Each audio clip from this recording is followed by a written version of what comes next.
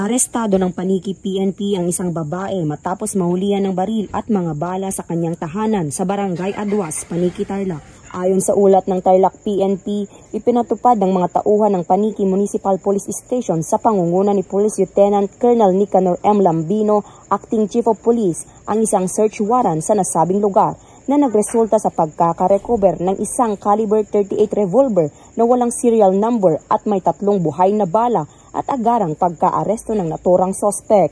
Ang nasabing search warrant ay inisyo ni Honorable Luis C. Velasquez, Presiding Judge, RTC Branch 105, Paniki, Tarlac.